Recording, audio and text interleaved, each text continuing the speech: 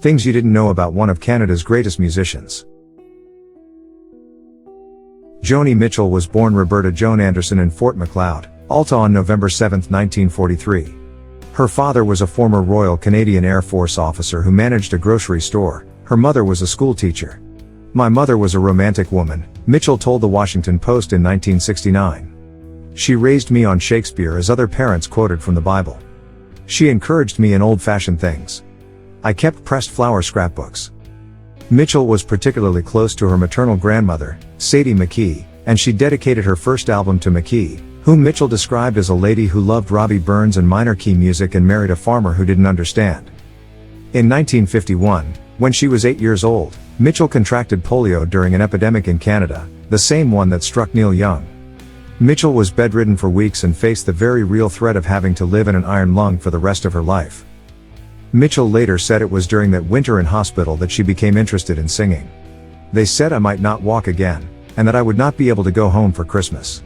I wouldn't go for it. So I started to sing Christmas carols, and I used to sing them real loud. The boy in the bed next to me, used to complain. And I discovered I was a ham." From early on, Mitchell had a love of trains. As a child, growing up in what she called the two-block, one church, one hotel town of Maidstone, Sask, she would sit in bed and watch the morning train go by. "The weird thing is that years later my parents met the conductor of that train at a party," remembered Mitchell in an interview. He said, "All I remember of your town is a house with Christmas decorations and a kid that used to wave at me." Mitchell's first paid gig was on Halloween night in 1962 at the Louis Riel Coffee House at 725 Broadway Avenue in Saskatoon. She was just shy of her 19th birthday. The building is currently a restaurant called Calories. From a young age, Mitchell was interested in music. She took piano lessons for a few years and taught herself to play the guitar with the help of a Pete Seeger instruction book. She later studied commercial art at the Alberta College of Art and Design in Calgary, but became disillusioned by meaningless and not particularly creative courses, and left at the end of her first year to try her luck as a folk singer in Toronto. During the 3-day trip from Calgary to Toronto on the Canadian Pacific Railroad, she wrote her first song, Day After Day, a ballad set to the clacking of the train wheels. Mitchell couldn't afford the requisite membership in the Musicians' Union, so she worked as a salesgirl at a Toronto Simpsons Sears department store until she scraped together enough for the $140 entrance fee. She eventually started singing at small folk clubs such as the Riverboat in Yorkville, then a bohemian neighborhood. In fall of 1964, Mitchell became pregnant by her ex-boyfriend Brad McMath, and was forced to give her daughter up for adoption because she was too poor to raise her. Writing about her song, Moon at the Window, Mitchell said, "My daughter's father left me 3 months pregnant in an attic room with no money and winter coming on and only a fireplace for heat. The spindles of the banister were gap-toothed fuel for last winter's occupants. He left behind a doodle of a pregnant woman seated at a window, looking at a crescent moon, and on it he wrote, 'The thief left it behind, the moon at the window.'" The song, other than this Zen saying, has nothing to do with that incident. In 1967, Jimi Hendrix attended one of Mitchell's concerts at La Hebou in Ottawa after playing a concert at the Capitol Theatre. With Mitchell's permission, Hendrix recorded her performance. Unfortunately, both Jimi's recorder and the tapes were stolen several days later. Mitchell got her name when she married Chuck Mitchell, a singer and cabaret performer from Detroit who was another regular on the Toronto folk circuit. They married in June 1965, reportedly just 36 hours after they met. The pair moved to Detroit, where they often performed together. After a year, the marriage ended, and Joni Mitchell moved to New York, where she continued her career as a solo artist. She later said she did not plan to remarry. "I feel like I'm married to this guy named Art," she said in an interview. "I'm responsible to my art above all else. My family consists of pieces of work that go out into the world. Instead of hanging around for 19 years, they leave the nest early." And while Mitchell's primary love was art, she did find romance with other high-profile musicians, among them David Crosby, James Taylor, Graham Nash, Leonard Cohen, and Jackson Browne. "The rock and roll industry is very incestuous," she told Maclean's. "We have all been close at one time or another, and I think that a lot of beautiful music came from it. A lot of beautiful times came from it, too, through that mutual understanding. A lot of pain, too, because, inevitably, different relationships broke up." A lifelong collaborator, Mitchell has performed and recorded with a host of artists, but not all of them made the cut.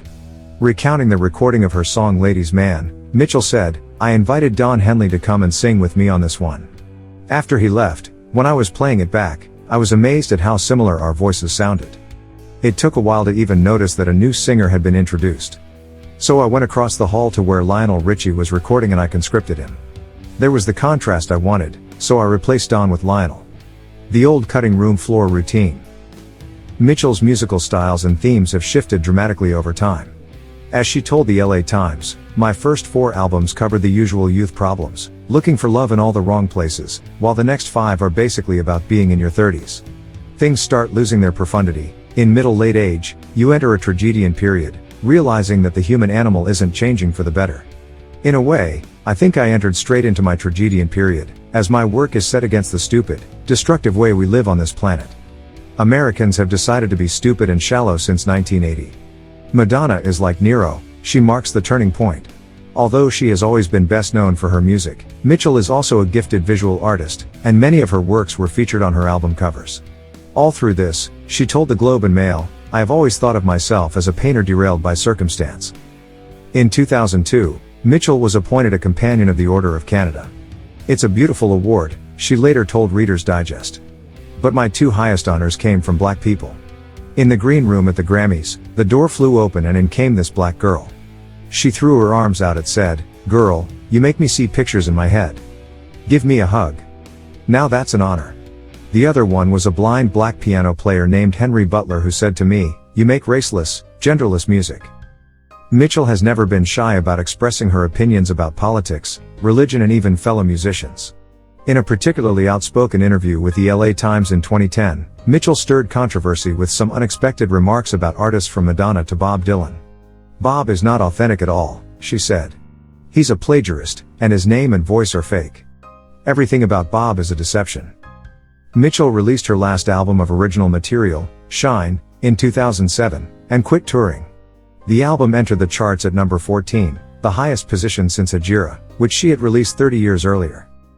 When asked in an interview how she could retire from something that was such a primary part of her life, Mitchell replied, "Easy. It's just like a wind that blew through me, that stopped blowing. It's gone."